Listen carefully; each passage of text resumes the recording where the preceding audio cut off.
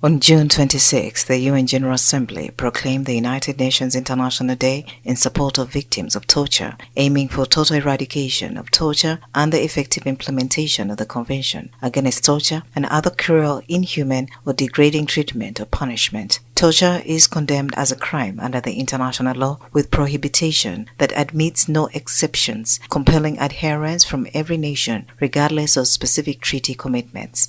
Today, as Uganda joins the global community in commemorating this significant day, a ceremony in Kampala brought together civil society organizations, government representatives, and the general public. In his address, Oundo, the president of the Uganda Law Society, emphasized that torture inflicts not only immense suffering to its victims, but also tarnishes the fabric of society. He underscored the crucial need for the promotion of human rights and the rule of law, advocating for justice that transits written words to become lived reality for all.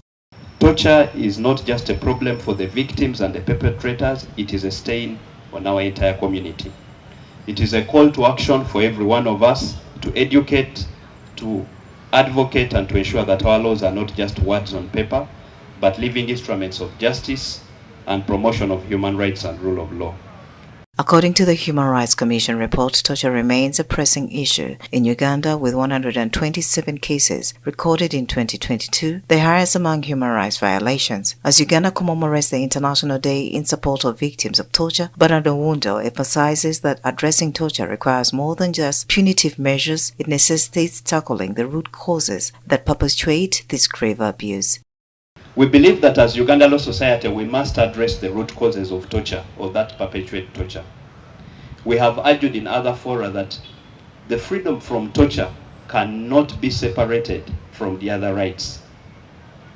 If we are going to have a torture-free community, we must ensure that the other rights are also progressively respected. And I'll give you a simple example. If we don't have the right to ensure that people are held in gazetted places, because there seems to be a connection with people being held in ungazetted places and their infringement on the right to freedom from torture. So these important rights, like the right to be held in a gazetted place, is important for you to be able to progress freedom of torture.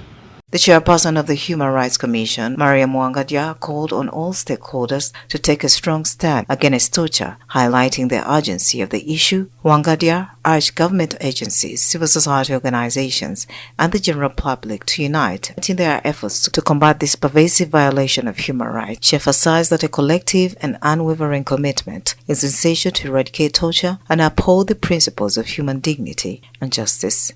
We want to call upon all the people of Uganda, parents, leaders, stakeholders in law enforcement and the law and justice sector to take a zero-tolerance stand against torture in all its forms.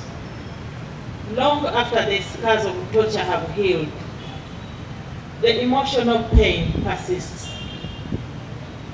We at the Uganda Human Rights Commission have experienced firsthand as complainants give their testimonies before our court and shed tears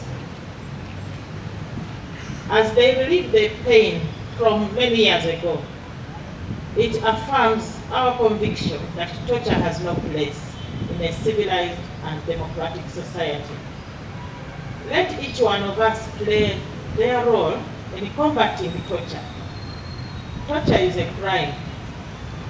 Every citizen should instantly report to police cases of torture as they occur in their vicinities.